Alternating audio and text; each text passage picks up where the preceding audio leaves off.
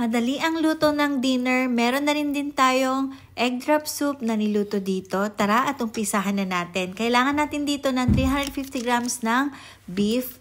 Then maglagay tayo ng 2 tablespoon ng butter and 2 tablespoon ng olive oil. Then lagay na natin yung 3 cloves ng garlic. Isote lang natin. I-add natin ng onion.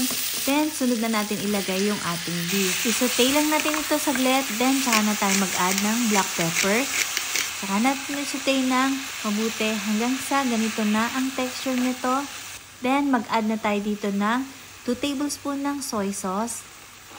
Add din tayo dito ng 10 drops ng Knorr seasoning. Haluin lang natin to saglit, mga 2 to 3 minutes. Then eto lahat yung ingredients nito.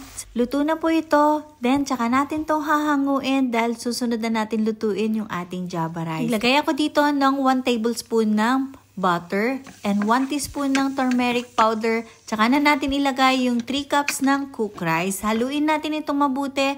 Then eto ready na. Sa mga gustong magluto ng egg drop soup, eto po lahat yung mga ingredients natin. Ready na yung ating simple at napakasarap na dinner. Thank you for watching. See you in my next video. Bye!